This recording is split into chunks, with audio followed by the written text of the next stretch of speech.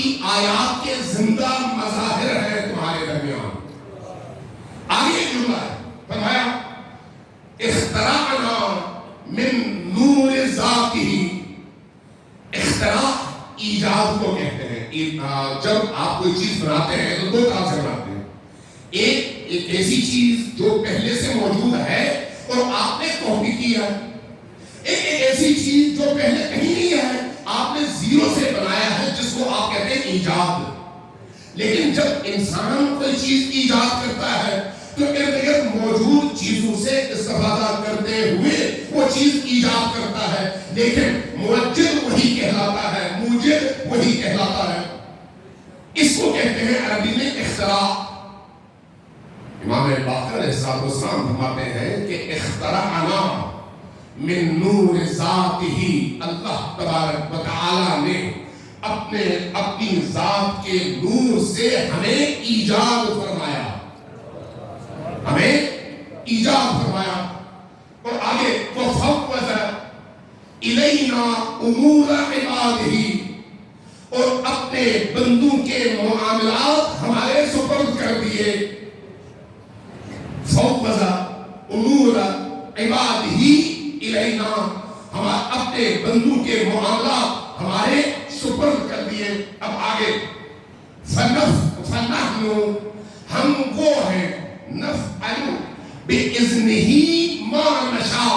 ہم وہ ہیں جو اس کے اذن سے, اس کی اجازت سے جو چاہے انجام دیتے ہیں.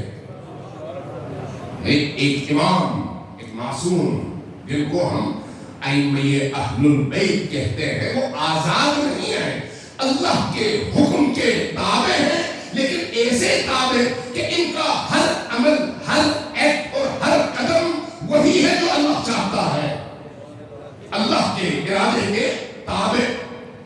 آگے فرمایا وَنَحْنُ إِذَا شِئْنَا شَاءَ اللَّهُ. جو ہم چاہتے ہیں وہی اللہ چاہتا ہے, جو ہم چاہتے ہیں وہی اللہ چاہتا ہے. وَإِذَا أَرَدْنَا أَرَادَ اللَّهُ. جو ہم ارادہ کرتے ہیں وہی اللہ ارادہ کرتا ہے. اس کا کیا مطلب ہے؟ پہلے ہی بیان ہو چکا کہ ہم وہی ارادہ کرتے ہیں جو اللہ ارادہ کرتا ہے, ہم وہی چاہتے ہیں جو اللہ چاہتا ہے. لہذا ہمارا ارادہ اللہ کا ارادہ ہے اور اللہ کا ارادہ ہمارا ارادہ ہے. ہمارا چاہنا اللہ کا چاہنا ہے اور اللہ کا چاہنا ہمارا چاہنا ہے. یہاں تک بات واضح ہو گئی, اس میں کوئی پریشانی والی بات نہیں ہے. آگے فرمایا وَاصْطَفَانَا مِن بَيْنِ عِبَادِهِ. اللہ تبارک و تعالیٰ نے اپنے بندوں کے درمیان سے ہمیں منتخب فرمایا. وَاصْطَفَانَا, مصطفیٰ جو لفظ آپ استعمال کرتے ہیں یعنی منتخب شدہ. یہاں پر فرمایا وَاصْطَفَانَا, ہمیں اللہ نے منتخب فرمایا اپنے بندوں میں سے. وَجَعَلَنَا حُجَّةً, اور ہمیں دلیل اور حجت قرار دیا اپنے بندوں کے درمیان.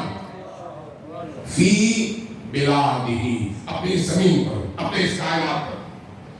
فمن انکر شیئا, اگر کسی نے ہماری کسی بھی چیز کا انکار کیا. فمن انکر شیئا وردہ, اور اس نے اس کو رد کر دیا. فقد رد علی اللہ, اس نے خدا کا انکار کیا اور خدا کو رد کیا.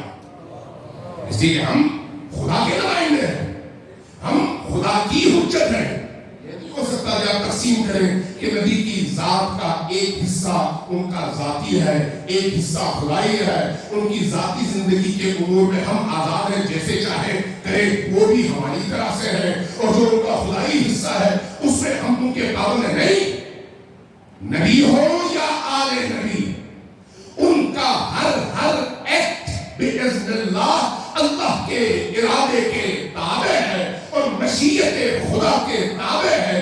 لہذا جو وہ کہے وہی حجت, جو وہ کرے وہی حجت, جو قدم وہ اٹھائے وہی دلیل. اس دلیل, حجت اور ولی کے رستے سے ذرہ برابر بھی ادھر یا ادھر ہونا انکار بھی ہے اور گمراہی.